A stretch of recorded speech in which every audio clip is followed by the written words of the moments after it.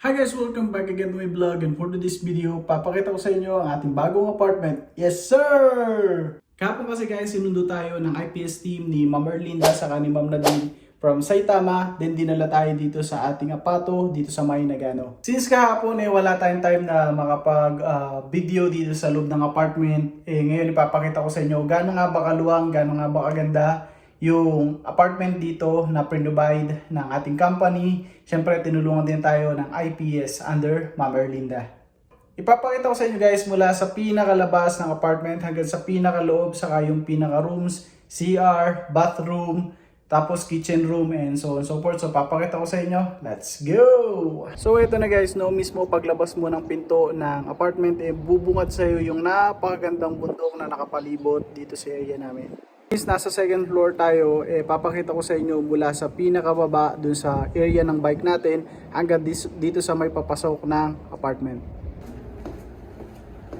So yun na guys, no, ito na yung pinaka-apartment natin. Tapos sa harap niya may parking.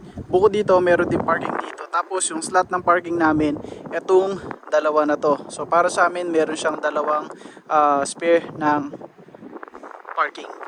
Papasok naman sa entrance, paakyat dito sa hagdan.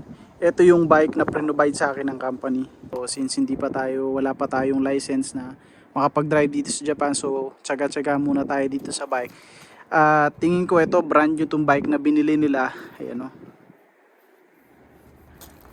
Kahit itong lock, yan, bagong-bago pa, kumikinang pa rin. Tapos ito naman yung spare area ng pinaka-apartment. Ito yung mga nasa ground floor, tapos tayo naman sa may second floor.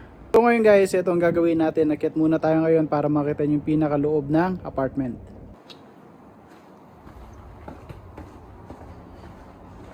Pag-akyat natin guys, ito bubungad sa'yo yung katulad ng sinabi ko kanina na napakagandang bundok, nakaka-relax. Yan. Po sa area namin nakapalibot yung taniman ng palay, taniman ng gulay, tapos yung sa area doon taniman ng ng apple. Ano yun, pasok muna tayo sa ating room. Bell muna tayo, no?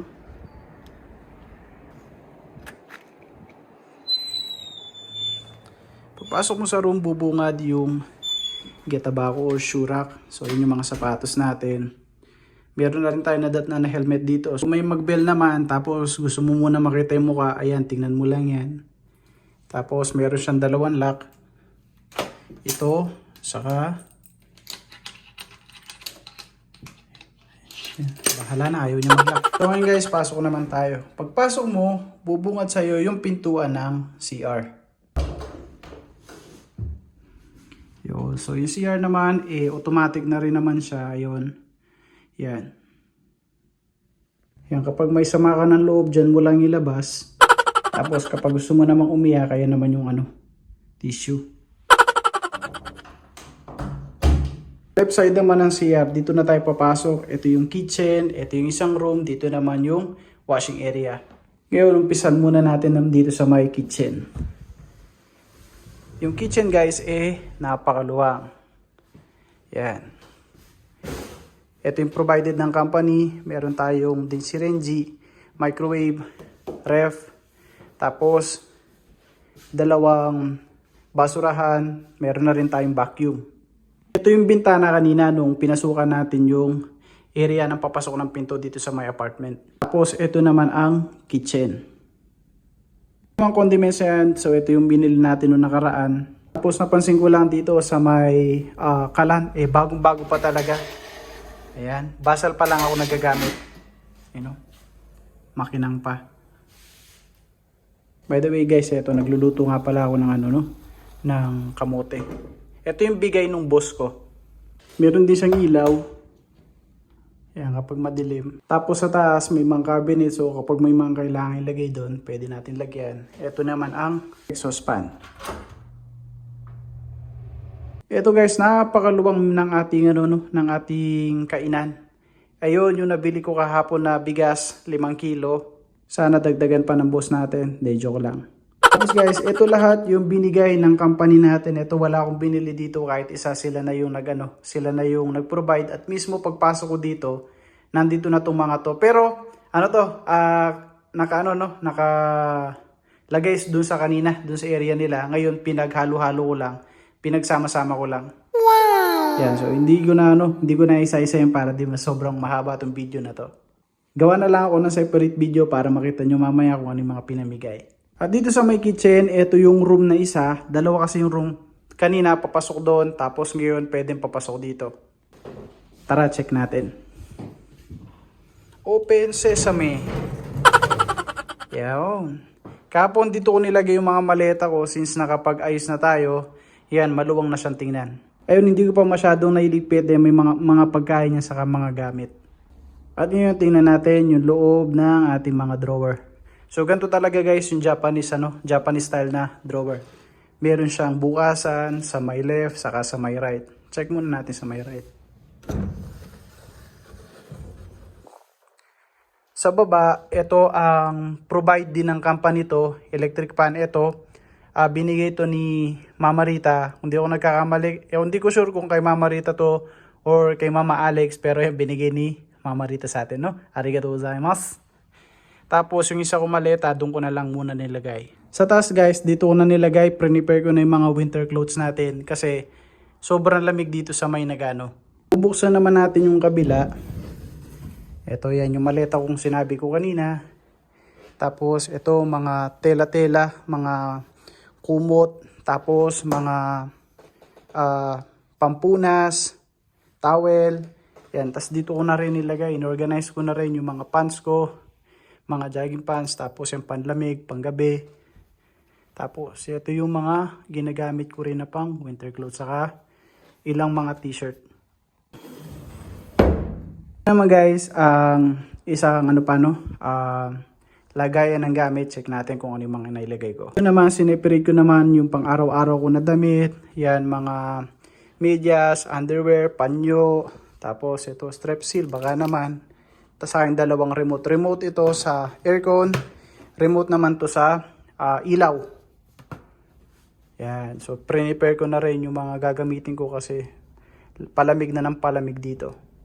Tapos sa baba naman, dito na lang muna nilagay yung iba kong mga gamit. Tapos yung tatlo kong maleta, 1, 2, 3, nasa sulok lang yung isa. Tapos yan, provided na rin ng company ng aircon. Ngayon, pasok naman tayo, labas naman tayo dito sa may veranda.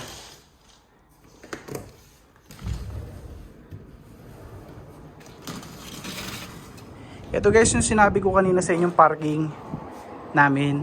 Yan. Pag malungkot ka yan, labas ka lang, makikita mo yung napakagandang bundok. Tapos mula dito, napaka-convenient kasi drugstore saka pag may mga kailangan na bagay, ayun, well siya. Tapos malapit din sa 7-Eleven. Kaya napaka-convenient. Ito naman guys yung yung lawak ng pinaka-veranda namin.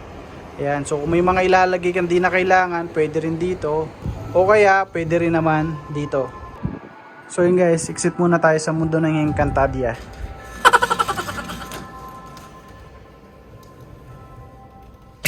So ngayon, nandito tayo sa gitna ng room kung ano yung pinakita ko kanina lang. Ngayon, pasok naman tayo sa kabila. Sa kabilang room guys, pwede ka rin mula dito sa room A, pwede kang pumasok sa room B.